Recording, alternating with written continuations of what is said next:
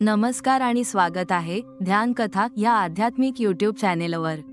आज आपण जाणून घेणार आहोत नवनाथांच्या जन्मकथेची अनोखी गाथा, जी आपल्याला भक्तिमार्गावर प्रेरित करेल।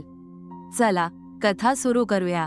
कलियुगाला प्रारंभ झाला तेव्हा श्री लक्ष्मीकांताने नवनारायणांना द्वारकेला बोलावण्यासाठी आपला सेवक पाठविला। सुवर्णसिंहासनावर लक्ष्मीकांत विराजमान होते आणि त्यांच्याजवळ उद्धवही उपस्थित होते। तेव्हा कवी, हरी, अंतरिक्ष, प्रबुद्ध, पिप्पलायन, अविरोत्र, चमस, द्रुमिल आणि करभंज हे 9 नारायण तेथे हजर झाले। श्रीहरींनी सिंहासन खाली उतरून त्यांचे स्वागत केले आणि सुवर्ण सिंहासनावर बसवून त्यांची षोडशोपचार पूजा केली। त्यावेळी नवनारायणांनी विचारले, हे जनार्दना, आम्हाला कोणत्या कारणासाठी येथे बोलावले आहे?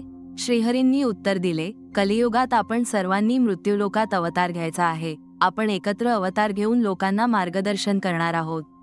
श्रीहरींनी नवनारायणांना सांगितले की तुम्ही सर्वजण वेगवेगळ्या नावांनी आणि स्वरूपांनी अवतार घ्याल।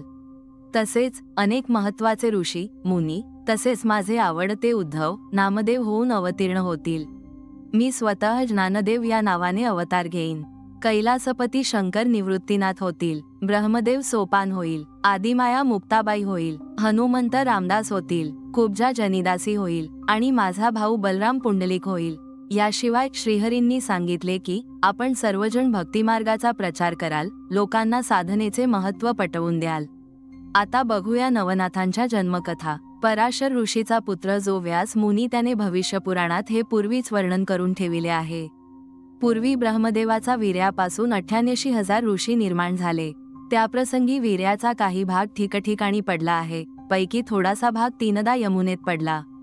त्या 3 भागापैकी 2 भाग द्रोणात पडले व 1 भाग यमुनेतील पाण्यात पडला।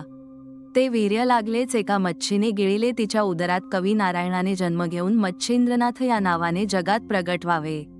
शंकराने तृतीय नेत्रापासून अग्नी काढून जाळून टाकिलेला जो काम तो अग्नीने प्राशन केला आहे, यास्तव अंतरिक्ष नारायणाने त्याच्या जठरी जन्म घेऊन जालंधर नावाने प्रसिद्ध व्हावे। ते अशा रीतीने की कुरुवंशात जनमेजय राजाने नागसत्र केले आहे, त्याच्याच वंशात बृहद्रवा राजा हवन करील, तेव्हा द्विमूर्धन अग्नी गर्भ सांडील। त्या प्रसंगी जालंधराने त्या यज्ञकुंडात प्रगट व्हावे। शंकराच्या तृतीय नेत्रातून निघालेल्या अग्नीने प्राशन केला आणि अंतरिक्ष नारायण जालंधर नावाने प्रगट झाले।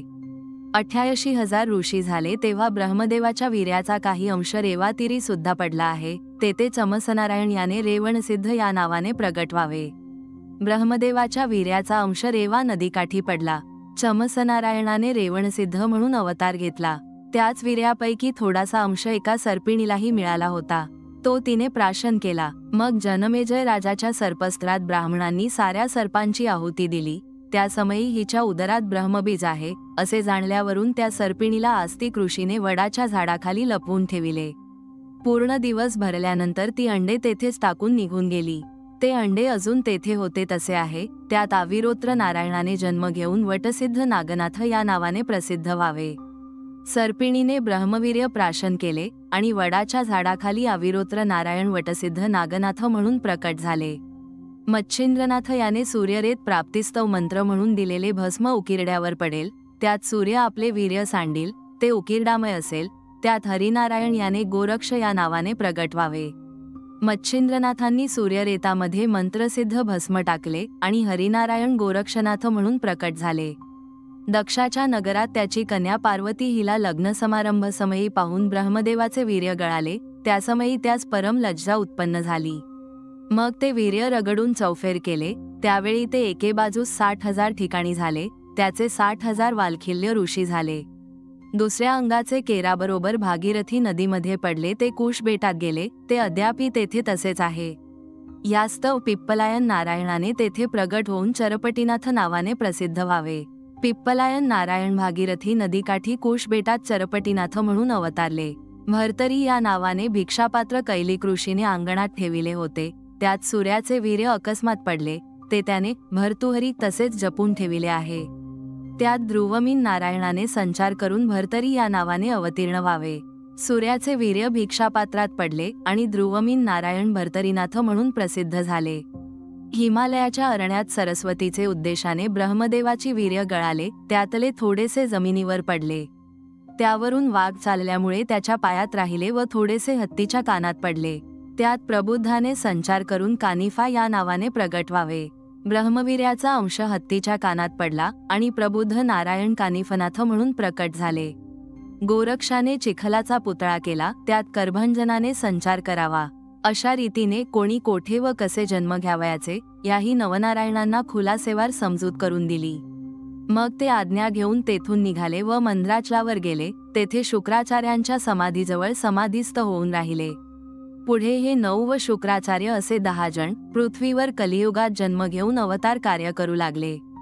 गोरक्षनाथांनी चिखलाचा पुतळा तयार केला, त्यात करभंजन नारायण गहिनीनाथ म्हणून प्रकट झाले.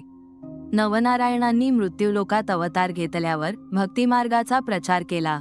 त्यांनी ज्ञान, भक्ती आणि साधनेचे महत्त्व लोकांपर्यंत पोहोचवले. त्यांचे जीवन आणि कार्य आजही भक्तांसाठी प्रेरणादायी आहे. ही होती नवनाथांची जन्मकथा, ज्यामध्ये प्रत्येक अवताराचे गुण आणि कार्य समजावले गेले. तुम्हाला ही कथा कशी वाटली आम्हाला नक्की कळवा. आमच्या चॅनेलला सबस्क्राईब करा, व्हिडिओला लाईक करा आणि तुमच्या मित्र मैत्रिणींना शेअर करा. पुन्हा भेटू एका नव्या आध्यात्मिक कथेसह. तोपर्यंत ओम चैतन्याय नमः.